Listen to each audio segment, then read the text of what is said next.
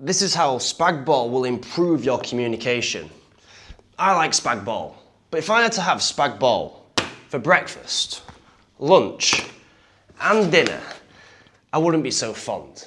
And if I had to have that every single day of the week, now just imagine there was 21 portions on this table, but I couldn't be bothered cooking that much. I definitely would not want spag bol ever again. However, if I had an egg and sardine omelette for breakfast, for lunch, 2 chicken sandwiches, and for dinner, spag bol. Now, I did not cook the spag bol any different, but because I've created contrast within my diet, it makes this a lot more enjoyable. Before, it was mundane, and it was boring, and it was monotonous. It was the same. But if I can create contrast, suddenly it becomes interesting. And you can do the same thing with your communication. If you can contrast your volume, your pitch, and your pace, you will become a more engaging speaker without you even knowing why, without the person listening to you knowing why.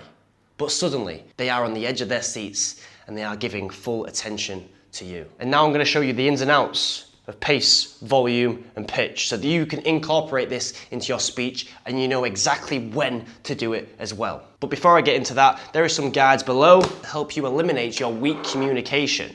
That is completely free, and this will help support you in engaging individuals when you speak. But let's get into it. Okay, we've got the 3 components we're going to go into today. Number 1 is volume. That is how loud you speak.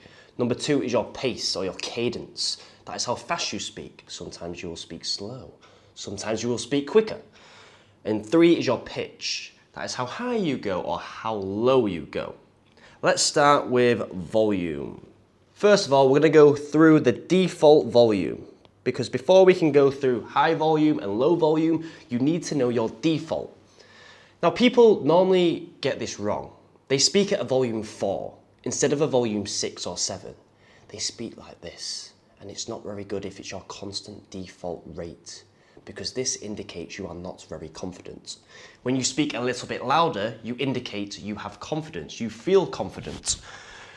If you think of a coffee shop, when you speak to the person serving your coffee, that is the volume that you should be speaking at. Not like this in conversation. You're going to speak a little bit louder.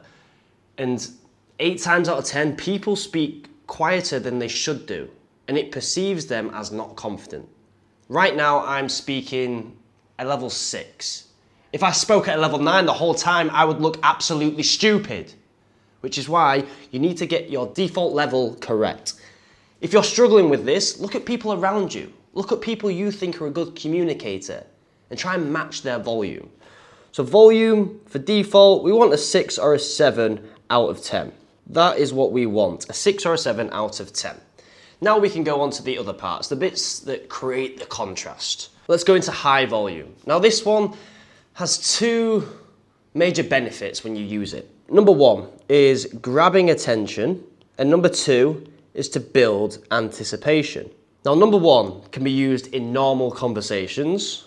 Number 2 is most likely going to be used in storytelling. Let's go through number 1. There is a correct way to do this and an incorrect way to do this. I'm going to show you the incorrect way. If you want to grab someone's attention, do not do this. This is your default level, and you want to raise your volume up a little bit. So you go up here, but you carry on speaking at that volume. And keep speaking, and keep speaking, and keep speaking. Then you go even higher, and keep speaking, and keep speaking, and keep speaking. That makes you come across as a knob. You are trying to assert dominance, and it's not the best. Using high volume is best when done in spikes. You'll have your default level, spike, back down, spike, back down, spike, back down. Because this here is what's going to grab the attention. It's within the contrast. If you spoke loud all the time, there is no contrast. It is not engaging. Engaging speakers use contrast. So when you spike your volume, you grab their attention. Just then I went spike. I increased my volume on the first syllable of that word, and then I went back down to my default level. And that's how you create contrast, by grabbing attention with your volume. If you are building anticipation for your story, slightly different.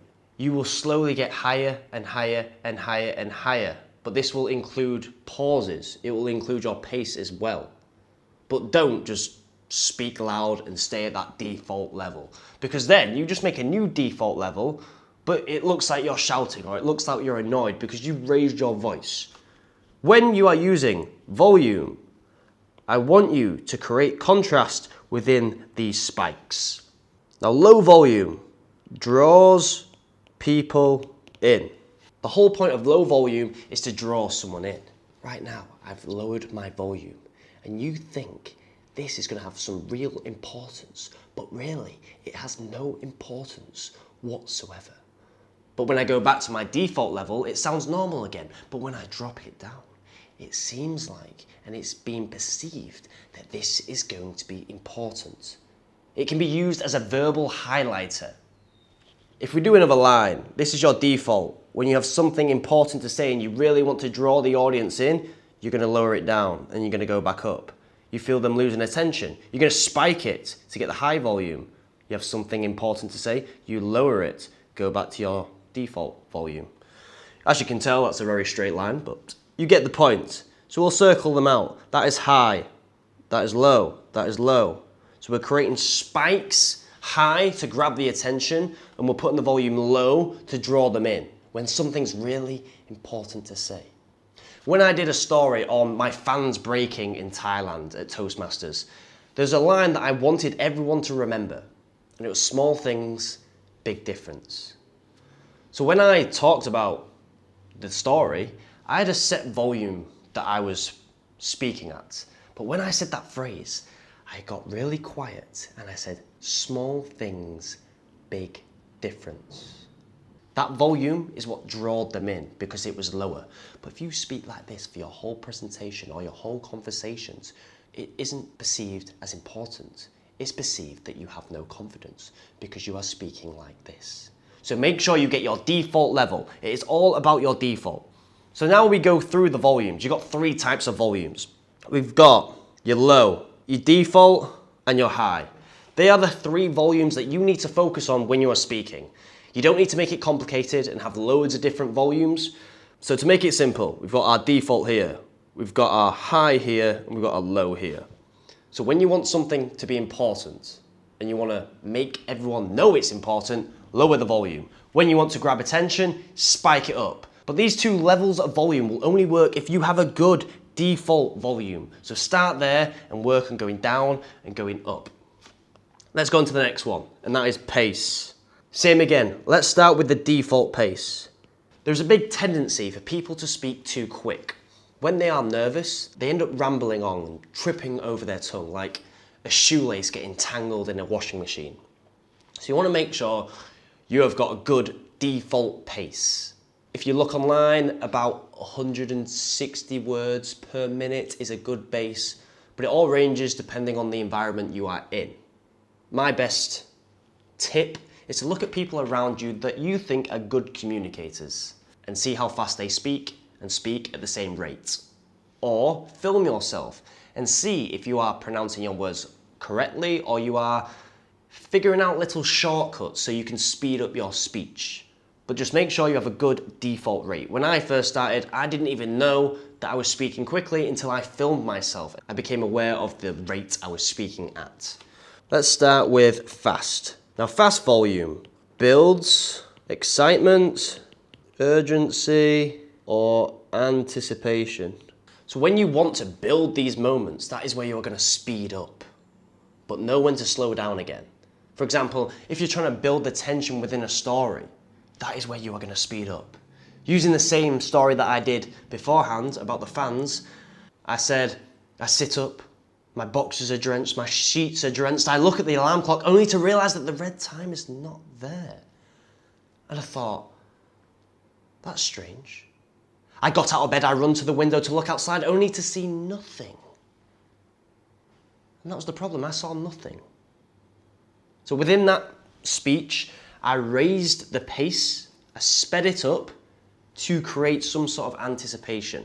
And it was urgency as well, because I was urgent to find out why my alarm clock was not on and my sheets were wet. Now, slow. when you slow it down, same as when you have low volume, slow pace emphasizes the important points. It makes you listen more. It makes you more engaged to listen. Oh, dropped my pen, let me pick that up. I'm literally getting this highlighter here and I'm going, listen to what I'm saying right now, because it is important. When you lower the pace and you have a low volume for 5 seconds, 10 seconds, 15 seconds, you are creating this verbal highlighter, which is making people locked on to what you are saying. But like I said in the last one, this is pointless if you don't have your default. This is your default. Then you'll have fast and slow. Now this one here and this one here will not be effective if you can't master this one. You have to get your default first. It's within the contrast that you will keep people engaged. It's about speaking at those rates with purpose. Speed up to pull them in. Slow down to make them feel it. Now with this one, don't just talk fast or slow. Drive it like a car. Drive it how you would change your gears in a car. That is how you should shift your pace. Now moving on to the final one, and that is pitch. I want you to think about your favourite song. Can you sing that song? Do you remember the words? Do you have to look at the lyrics? Or as soon as that song comes on, do you just know all the words in your head and you can just sing it out like you're in the shower, in the car, by yourself? Now that is melody. The reason you can remember that song is because of the melody within it. And let me prove it to you. A page of a book is about the same length as a song. But you can remember your favourite song, but you can't remember one full page of your favourite book. Why? Because your song, your favourite song, has melody in it, and your favourite book does not. A melody consists of a sequence of notes, and those notes, those single notes, is pitch. The pitch is the single notes that creates this sequence of notes, which is melody.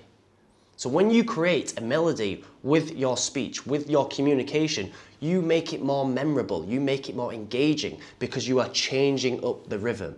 You are changing the high notes and the low notes. Sometimes you will speak higher, sometimes you will speak lower. So same again, you have your default level here. Sometimes you're going to speak a little bit higher, sometimes you're going to speak a little bit lower. And this will depend on your tonality or the situation. Let's say you are very curious, you're going to go up. Let's say you're angry, you're going to go down. That is the inflection with your pitch. So with all of these three, you need to make sure you have your default level. That is the level that you will speak at the majority of the time. Then you have the higher and the lower. And this is what creates the contrast. You're going to go up to it and then back down to your default. You might go down and then back to your default. This is what creates contrast. And this is what makes people engaged without them even knowing why. Because you are changing up the rhythm, the pace, the pause, the tonality, everything. Now these three are the most important parts about contrast. Now these are the three most important parts within creating contrast. But they are a few more. And if you want help with those other ones, there is a link below. It's completely free and it will help eliminate your weak communication for your next presentation, pitch, or even conversation. And it will create a more engaging sound to your voice, which will keep people on the edge of their seats wanting to listen to more. And if you like this video, you should probably watch this one too, because YouTube is a smart bugger. Now, going back to my breakfast, let's give it a taste test. I don't normally do sardines in an omelette. I normally have the egg and then put the sardines on the side. But I don't recommend. It's a bit fishy. It's good for your health, but I'd rather have the eggs and maybe the sardines in a sandwich. It's not looking good, bruv.